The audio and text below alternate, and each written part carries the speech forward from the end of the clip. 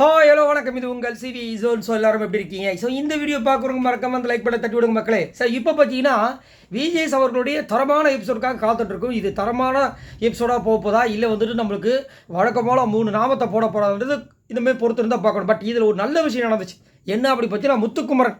So Muthukumaran இது வரைக்கும் என்னென்ன விஷயங்கள் பண்ணுறான்னு எல்லாமே நம்மளுக்கு தெரியும்.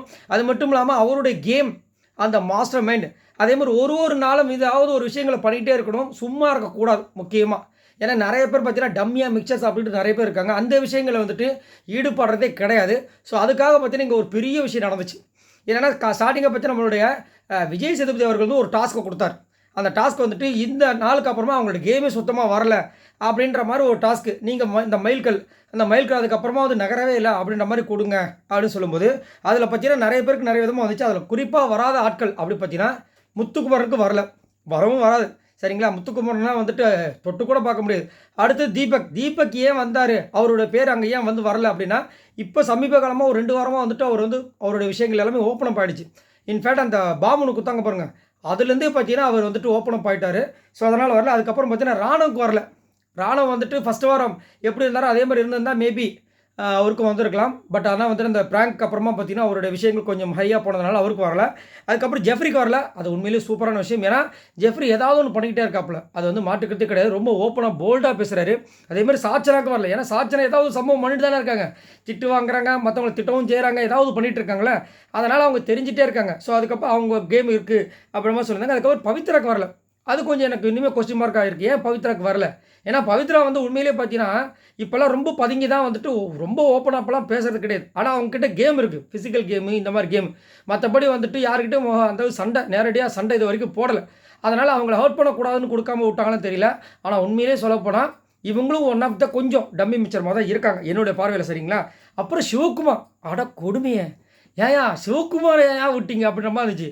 சிவகுமார் அப்போ என்ன பண்ணியிருக்காரு புரியுதுங்களா? அது அதுவும் குறிப்பாக பெண்கள்கிட்ட போயிட்டு நான் வந்துட்டு அப்படி நான் இப்படி இந்த ஜெஃப்ரி கிட்ட சொன்னார் பாருங்க, இந்த ஒஸ்ட்டு பர்ஃபார்மன்ஸ் போட்ட பிளானே எப்பா எப்படி பண்ணார் பாருங்க.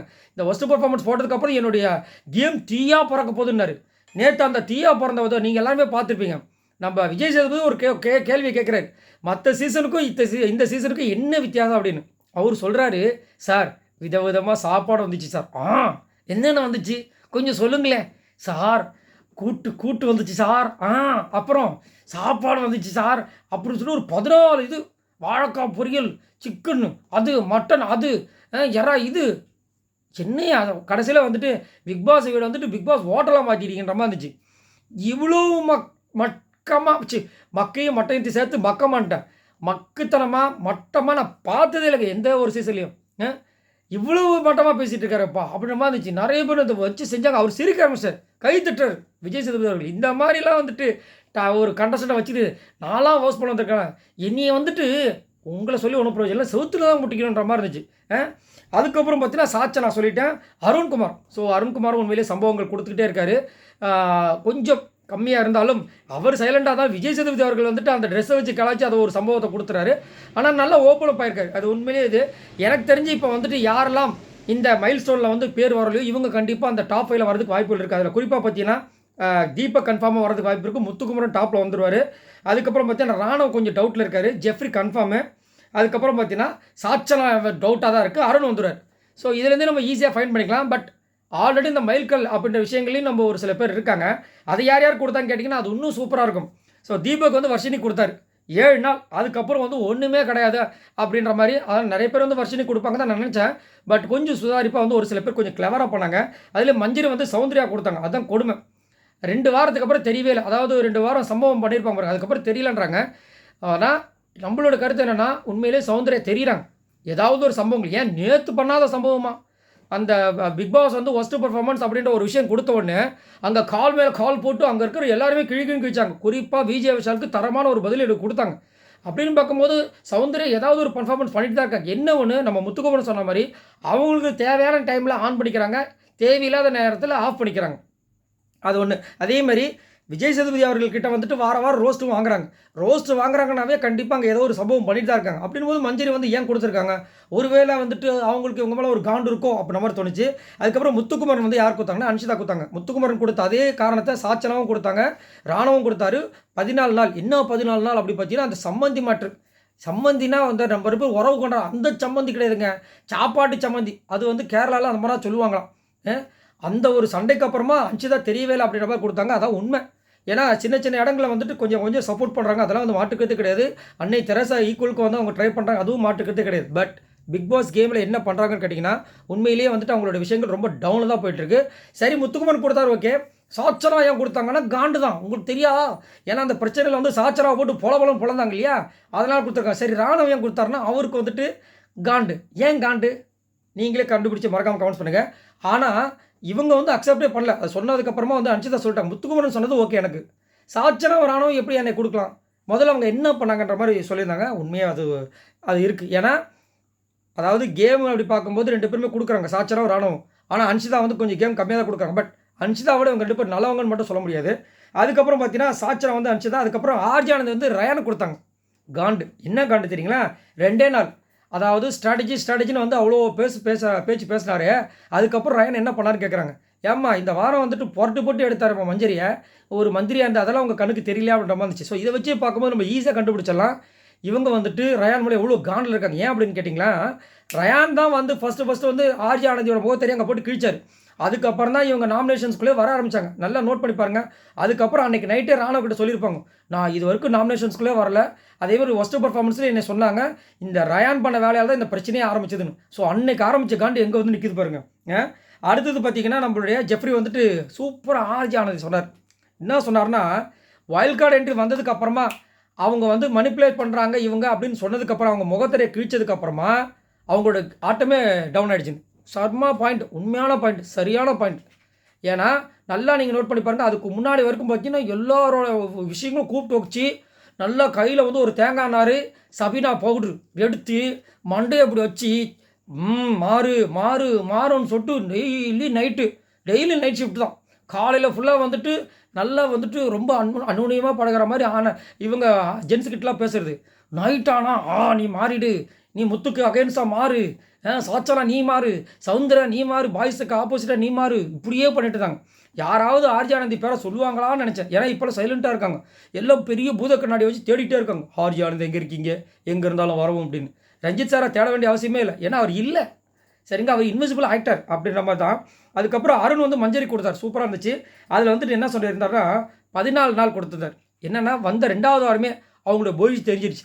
கையில் அதிகாரம் கிடச்ச உடனே, அந்த கேப்டன்ஷிப் வந்த உடனே அவங்க பண்ண அட்டூழியங்கள் பயங்கரமாக ரொம்ப மட்டமாக இருந்துச்சு. ஆக்சுவலாக மஞ்சரியோட விஷயங்கள் நேற்று இன்னும் பங்கமாக வச்சு செஞ்சிருப்பார் அப்படின்னு நினச்சேன், செய்யணும்னு நினச்சேன். பட் வரவே இல்லை. பார்க்கலாம், இன்னும் அந்த பிரியாணி மேட்டர் இன்னும் வரல சபைக்கு, அது வேறு கொஞ்சம் கடுப்பாக இருக்குது. தர்ஷிகா வந்து ரஞ்சித்துக்கு தான் கொடுத்தாங்க. அதுக்கப்புறம் விஜய் விஷாலுக்கும் ஜாக்லிக்கும் மாறி கொடுத்த விஷயங்கள் வந்துச்சு. அதாவது அதை நீங்கள் ப்ரொமோலே பார்த்துருப்பீங்க. ஏன்னா இது இல்லாமல் என்ன ஒரு விஷயம்னா, என்னைய கேட்டிங்கன்னா ஜாக்லின் வந்து விஜய் விஷாலை விட சூப்பராக வந்து பர்ஃபார்மன்ஸ் பண்ணுறாங்க. அதேமாதிரி விஜய் விஷால் உண்மையிலே பார்த்தீங்கன்னா ஜாக்லின் சொன்ன காரணங்கள் தான். அவர் வந்து 25 நாள் வந்து ஃபன்னை வச்சுட்டு ஓட்டிகிட்டு இருந்தார், காமெடின்னு. அந்த காமெடி வச்சு ஓட்ட முடியுமான்னு பார்த்தாரு. பட் முடியவும் முடியாது. ஏன்னா அந்த காமெடியில் வந்து ஒரு உண்மை இருந்துச்சு, ஏதோ ஒரு விஷயங்கள் ஜாலியாக பண்ணார். அதுக்கப்புறம் பார்த்தீங்கன்னா முத்துக்குமரன் மேலே இருக்கிற அந்த வன்மம், ஆர்ஜி ஆனந்த் கூட சேர்ந்துட்டு அவங்க சொன்ன விஷயங்கள் எல்லாத்தையும் கேட்டுட்டு அருணை வந்து மனிப்புலேட் பண்ணுறதுக்கு ட்ரை பண்ணார். அதுக்கப்புறம் ஃபுல்லாக அவரோட எல்லாமே மாறி போச்சு. சௌந்தர்யாவை கலாய்க்கிறது, அதுவும் முக்கியமாக சௌந்தர்யா மேலே தான் போய் எல்லாம் அசிங்கப்படுத்தி, அதனால தான் சௌந்தர்யா வச்சு செஞ்சாங்க. அதை நிறைய பேர் வந்து அதுன்னா அவ்வளோ திமிராக அவங்க பேசுகிறாங்கண்ணா, திமிராக தான் பேசுவாங்க. ஏன்னா நீங்கள் வந்துட்டு ஒரு பொண்ணை வந்துட்டு அவங்க இல்லாத நேரத்தில் இந்த மாதிரி கலாய்ச்சிங்கன்னா அவங்க பேச தான் செய்வாங்க. அவங்களுக்கு உண்டான நியாயத்தை மற்றவங்க கேட்கலாம், அப்புறம் யார் தான் கேட்குறது? அதுக்கப்புறம் வந்துட்டு தர்ஷிகா வந்து ரஞ்சித் சொன்னாங்க, அப்புறம் வர்ஷினி வந்து ரஞ்சித் சொன்னாங்க. எப்படி மிச்சர் அடடா வாட் எ பியூட்டி.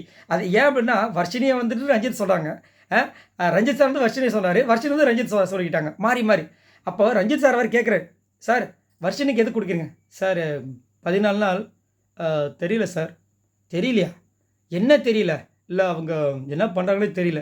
நீங்கள் என்ன பண்ணீங்க எங்களுக்கு தெரியல, தயவு செஞ்சு பேசி தொலைங்கன்ற மாதிரி அவர் கேட்டார் அங்கேயே. ஏன் சார் இப்படி இருக்கீங்க அப்படின்ட்டு. வர்ஷினை வந்துட்டு ரஞ்சித் சார் தான் சொன்னாங்க, தர்ஷிகாவும் வந்துட்டு ரஞ்சித் சார் தான் சொன்னாங்கன்னு நினைக்கிறேன்.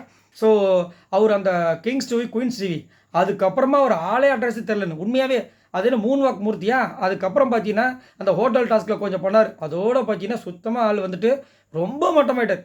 ஏன்னா, நேத்துலாம் பார்த்தீங்கன்னா, சாச்சனா சாரி கேட்கலன்றது ஊர் உலகத்துக்கே தெரியுது. அங்க இருக்கிற கண்டஸ்டன்ட்ஸ் சொன்னாங்க. இவரு மட்டும் இல்ல சொன்னாங்க. நான் காதார கேட்டேன். உங்க காதார அது மட்டும் தான் கேட்டுச்சா? ஏன் அந்த பக்கம் வந்து சாச்சனா வந்து ஜெஃப்ரியா வந்து அவ்வளோ வன்மத்தில கலாய்ச்சாங்களா? அதெல்லாம் கேட்கலையா? அது கேட்கல. எப்படி கேட்கும்? உண்மையா இருந்தா தானே கேட்கும். ஏன் அப்படி இருக்கீங்க? அப்படின்ற மாரி இருந்துச்சு. அதுக்கப்புறம் இந்த 2 பேரும் சண்டை போட்ட விஷயங்கள் அப்புறமா சிவகுமார் வந்துட்டு ரஞ்சித்துக்கு குடுத்தாரு. ஏன்னா, இப்போ வந்து வசமா மாட்டிட்டார் ரஞ்சித். நேத்தும் பார்த்தீங்கன்னா, ரஞ்சித்த தான் தாக்கியிருந்தாரு. அப்புறம் வந்து பவித்ரா வந்து விஜய் விஷாலுக்கு தான் குடுத்தாங்க. ஏன் விஜய் விஷால் பவித்ரா குடுத்தாங்கன்றத நீங்க மறக்காம கமெண்ட்ஸ் பண்ணுவீங்கன்னு நான் நம்புறேன். அதுவும் 40 நாள் கணக்கு பண்ணியிருக்காங்க மக்களே. நோட் பண்ணிக்கங்க. அப்ப நடுவுல 10 நாள்ல ஏதோ ஒரு பிரச்சனை வந்து பவித்ராவோட மனச பாதிச்சிருக்கு. அதனால நீங்க என்னன்னு சொல்லுங்க. மறக்காம கமெண்ட்ஸ் பண்ணுங்க. ரயான் வந்துட்டு ரஞ்சித் சாருக்கு தான் குடுத்தாரு. அந்த பிராங்க் அப்புறமா அவரோட கேமே வரல. ஃபர்ஸ்ட் 7வது நாள் இந்த ரஞ்சித் சாருக்கும் ஃபேட்மேன் ரவீந்தருக்கும் ஒரு பிரச்சனை வந்திருக்கும். அப்போ வந்து எல்லாருமே வந்துட்டு ஃபேட்மேன் மேலே வந்துட்டு ரொம்ப ஓவராக வந்து பெருசாக வச்சுருப்பாங்க. ஆனால் அது வந்துட்டு கிடையாதுன்னு சொல்லி ரஞ்சித் சார் எல்லோரும் முதற்கொண்டு போட்டு பொழந்தாங்க. அதுக்கப்புறம் ரஞ்சித் சார் பார்த்தீங்கன்னா ஒரு ஒரு பயங்கரமான ஒரு நாடகத்தை கிரியேட் பண்ணிட்டு இருக்கு. நிறைய பேர் வந்துட்டு இன்னுமே அவர் நடிச்சிட்டு தான் இருக்காரு. மக்களை ஏமாற்றிட்டு இருக்காருன்ற மாதிரி சொல்கிறாங்க.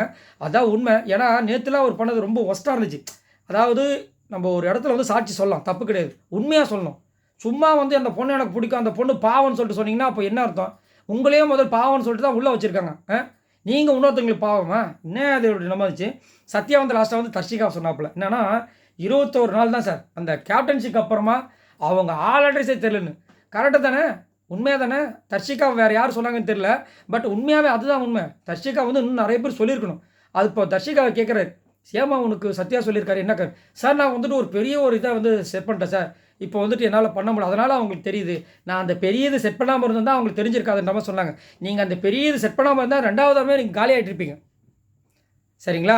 2 வாரம் கேப்டனாக இருந்தீங்க. நானே வந்துட்டு நம்ம சேனல் வந்து சப்போர்ட் பண்ணியிருந்தேன். தர்ஷிகா வந்து சூப்பராக வந்து செம்மையாக பண்ணிட்டு இருக்காங்க. அவங்க கண்டிப்பாக வேறு லெவலில் வருவாங்க அப்படின்னு. பட் புஷ்ஷுன்னு போச்சு. விஜய் விஷாலை கேட்டால் வந்துட்டு விஜய் விஷால் அதான் சொல்கிறாரு.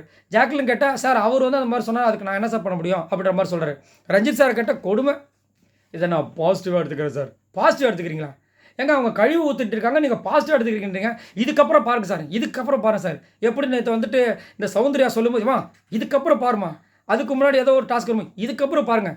ஏங்க நீங்கள் சொல்கிறதுலேயே அதிகமாக யூஸ் பண்ண வார்டு இதுக்கப்புறம் பாருங்கள். எதை தான் நீங்கள் இதுக்கப்புறம் பார்க்க சொல்கிறீங்க? தயவு செஞ்சு நீங்கள் வெளியே போயிடுங்க. இதுக்கப்புறம் நாங்கள் உங்களை வெளியில் பார்த்துக்கிறோன்ற மாதிரி இருக்குது மக்களோட கருத்து. தயவு செஞ்சு அடுத்த வாரமாவது இவரை வந்துட்டு நாமினேஷன்ஸில் போடுங்கய்யா. அதே மாதிரி நாமினேஷன்ஸ் வந்தால் இந்த ரஞ்சித்துக்கு வந்து தயவு செஞ்சு ஒரு சில பேர் வந்து ஓட்டு போகிறத நிறுத்துங்க. அப்போ வந்து அவள் உயிரை கொடுத்து அவ்வளோ பேர் கஷ்டப்பட்டு வந்து கேம் விளாண்டுருக்கு. அப்போ அவனுக்குலாம் என்ன நிலைமைன்ற மாதிரி இருந்துச்சு. ஸோ இது மாதிரி தான் முடிஞ்சது சுபமாக. இதில் வந்துட்டு முத்துக்குமரனையும் அதுக்கப்புறம் வந்து ஜெஃப்ரி, தீபக் இவங்க 3 பேருக்கும் வந்துட்டு வராமல் இருந்து என்னை பொறுத்த வரைக்கும் சூப்பரான ஒரு விஷயம். பட் சாச்சனா இவங்கெல்லாம் வந்துட்டு முடியல.